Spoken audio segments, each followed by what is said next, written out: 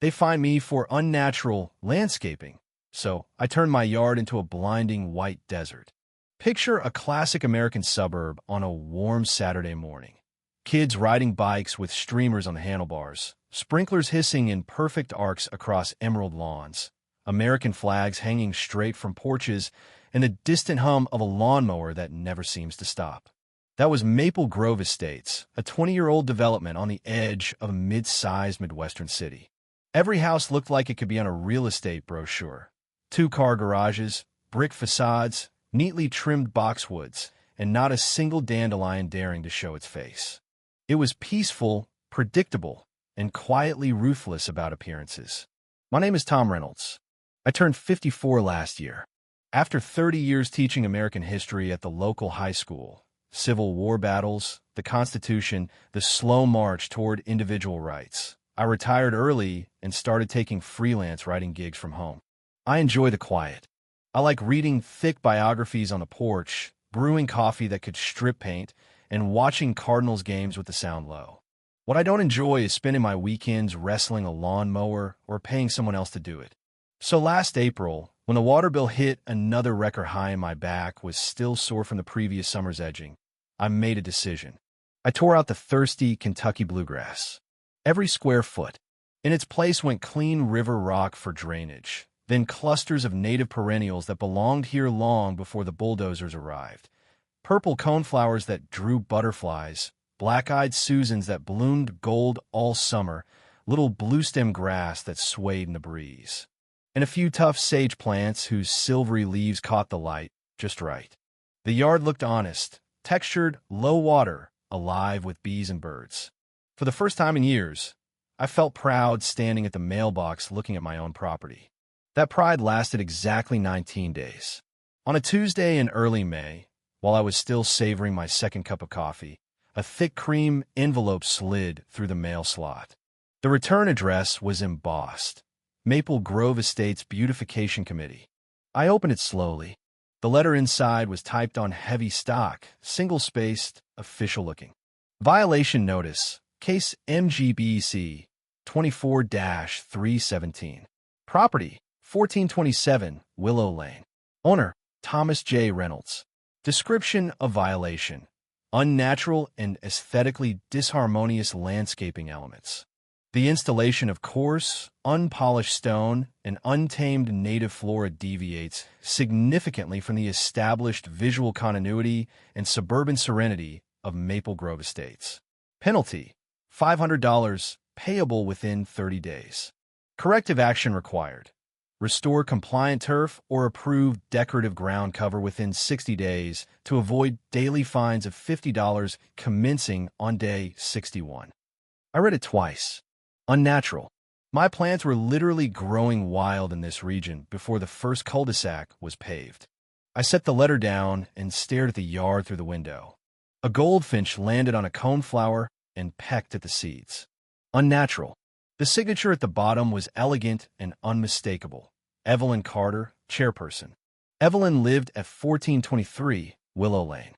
Her lawn was the neighborhood standard-bearer, manicured to within an inch of its life, striped like a major league outfield, fertilized on a religious schedule. She drove a spotless white Lexus, wore pastel cardigans even in July, and had once organized a petition to ban visible trash cans on Collection Day. She never raised her voice. She didn't have to. People just obeyed. I tried the reasonable approach first. I left a calm voicemail on the committee's line, which everyone knew rang straight to Evelyn's home office. Evelyn, this is Tom Reynolds at 1427.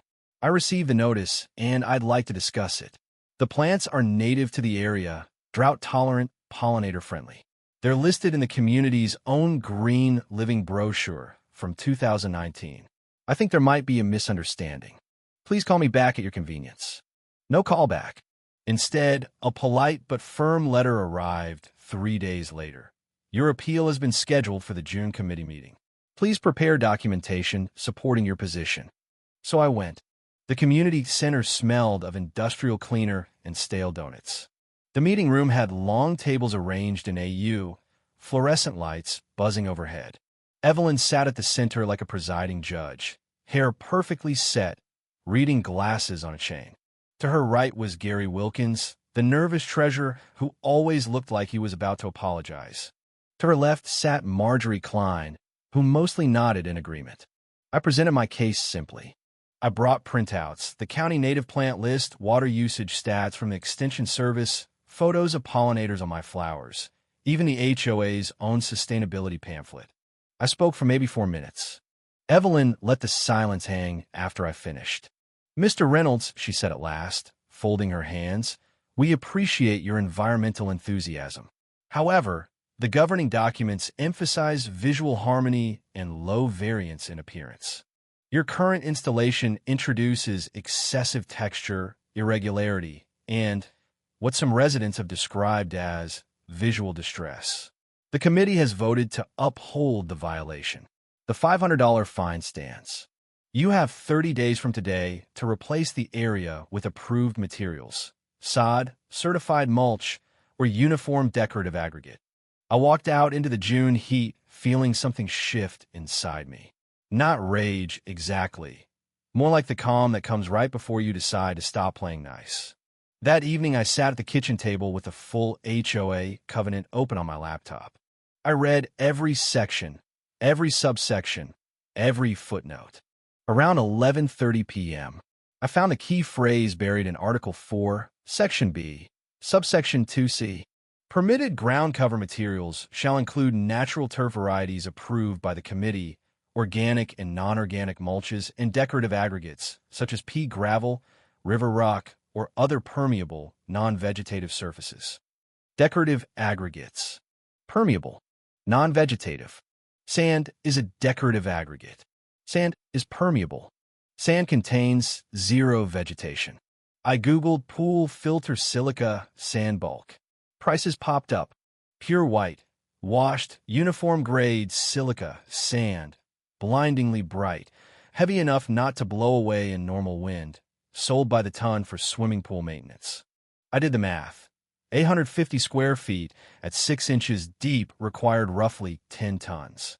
10 tons of pure white sand. The mental picture formed instantly. A flat, dazzling rectangle surrounded by green lawns, like a minimalist art installation dropped into the wrong neighborhood. Compliant to the letter. Aggressive in spirit. I smiled for the first time in weeks. The next morning, I called a premium landscaping outfit, Emerald Crest Outdoor Design. Their estimator, Brandon, arrived in a gleaming F-250, wearing sunglasses and a company polo. He walked the yard, clipboard in hand, already selling. "We could do a beautiful restoration here. Hybrid Bermuda sod, low water, nice color. Add some knockout roses along the walk, maybe a small bubbling boulder fountain. We're on the HOA preferred vendor list, so approval is straightforward." I let him finish. "Thanks, Brandon. I'm not restoring anything. I need a complete removal down to subsoil, heavy-duty weed barrier, aluminum edging per HOA spec, and then 10 tons of pool-grade white silica sand spread level at 6 inches. He lowered the clipboard. "Sand? Like beach sand?" "Exactly. Fine, uniform, bright white." He laughed once, nervously, then realized I wasn't joking. "Sir, that's not really, we don't do that kind of project. It would look like exactly what the rules allow." I finished.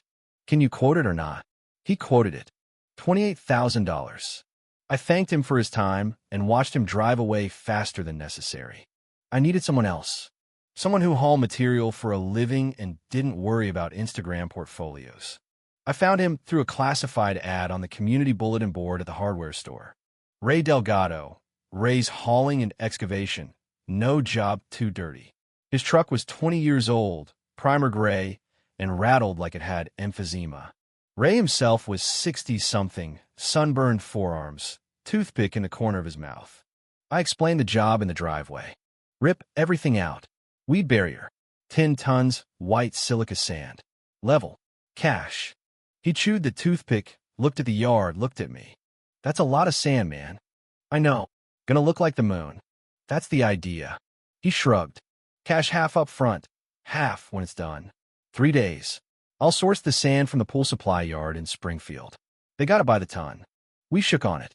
Work started the following Monday At 7 a.m., Ray brought a mini excavator, 2 helpers, and a flatbed trailer. They stripped the yard in one brutal day. Roots, rocks, plants piled into a mountain of green debris. Neighbors gathered at the curb like it was an accident scene.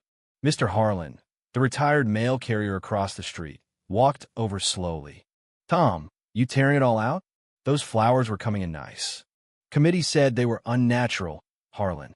So I'm giving them something completely natural. No plants. Just sand." He stared. "Sand, sand." He shook his head and went back inside. Day 2. Black woven weed barriers stapled down, bright aluminum edging nailed in place. The yard looked like a freshly dug grave. Day 3. The sand arrived. Ray's dump truck groaned up the street, backed into the driveway, and tilted. A glittering white avalanche poured out, 10 tons of fine silica that caught the sun like fresh snow. The crew raked and leveled for 5 solid hours. When they finished, the surface was mirror flat, framed by the edging, glowing under the afternoon light. I paid Ray the balance in hundreds. He folded the cash, touched the brim of his cap, and drove off without another word. I sat on the porch steps with a cold iced tea and waited. The first reactions came fast. Morning joggers slowed, then stopped outright, shielding their eyes. One guy tripped over his own feet staring. Dogs loved it, paws sinking into cool softness, tails wagging like they discovered the world's biggest litter box. Delivery drivers paused at the curb, phones out, taking pictures. At 10:22 a.m., Evelyn's Lexus glided to a stop across the street. She sat there a long time. Then she stepped out, removed her oversized sunglasses, and crossed the road like a prosecutor entering a courtroom. "Mr. Reynolds," she said, stopping at the edging, "what exactly is this?" "Good morning, Evelyn. It's compliant ground cover. Decorative aggregate. No flora. Zero irrigation. Meets every specification in the covenant. This is not compliance. This is deliberate provocation. The glare is blinding. It will damage property values. It's already causing complaints. Then file the appropriate complaint." I said evenly. "I'll be happy to defend it." She stared at the sand as if it had personally insulted her. Then she turned and walked back to her car without another word. 2 days later, the next notice arrived. Certified mail this time. Amended violation. Excessive albedo. Light reflectivity. Creating a public safety hazard and visual nuisance. Lack of defined pedestrian access pathway. Corrective action required within 14 days. They had invented a new rule overnight. Then came a county code enforcement visit. Officer Mike Delgado, no relation to Ray, pulled up in a white county SUV. A sheriff's deputy followed in a cruiser. Evelyn positioned herself on her lawn, hose in hand, pretending to water roses while watching. Mike approached with his clipboard. "Mr. Reynolds, we've had a complaint about a hazardous condition on your property." "Officer, what hazard exactly?" "Excessive glare affecting drivers. And no clear walkway from sidewalk to front door." "I can add stepping stones for the walkway today." "Happy to." "As for glare, has anyone measured it with a photometer per County Code Section 14 to 207? Because without quantifiable data exceeding the maximum allowable reflectivity, which, by the way, isn't defined in the ordinance, the citation is unenforceable." Mike shifted weight. "I'm supposed to make a visual assessment. Visual isn't measurable. The code requires instrumentation for albedo claims." I looked it up. He glanced at Evelyn, who nodded encouragement. He looked back at me, sighed, and closed the clipboard. "I'll need to confer with the county attorney. Have a good day, sir." They left. Evelyn's hose kept running, forgotten, flooding her flower bed. The photo that broke the internet was taken by Linda Martinez, the quiet widow 3 houses down. She posted it to the neighborhood Facebook group, a wide shot of my glowing white yard, the departing police cruiser in the foreground, caption, "They fined him $500 for native flowers. He replaced them with sand." Then they called the sheriff. Within 48 hours, it was on Reddit, local news sites, even a segment on the evening broadcast. The reporter interviewed me on the porch. "Why sand, Mr. Reynolds?" I was cited for unnatural landscaping. I removed everything unnatural, every plant. What's left is the most basic natural material on Earth, silica sand. It's legal, low maintenance, and saves water. I'm simply following the rules exactly as written. The neighborhood fractured. Evelyn organized a small protest. 8 people with homemade signs. Restore green beauty. No more desert. They stood across the street for an hour one Saturday. Meanwhile, strangers left gifts at the edging. A plastic pink flamingo with a note, "Desert needs flair." A 6-pack of IPA for the revolution. Even a tiny ceramic camel, "Welcome to the oasis." Evelyn filed one last notice demanding darker gravel to mitigate reflectivity. That pushed it to mediation. The county mediator's office was plain, beige walls, a ficus in the corner. Evelyn arrived with the HOA's attorney, a young man in a suit too tight. I brought the covenant, violation copies, news clippings, and a photo of the flamingo. The mediator listened patiently. Evelyn's side spoke of community standards and intent of the rules. When my turn came, I stayed seated. The original violation was for unnatural flora. I removed all flora. Every penalty after that was created retroactively to punish compliance. That's not governance. That's personal vendetta. The mediator studied the flamingo photo. Then he looked at Evelyn's attorney. Fines vacated in full. Original issue resolved upon removal of cited material. Subsequent actions lack foundation and appear targeted.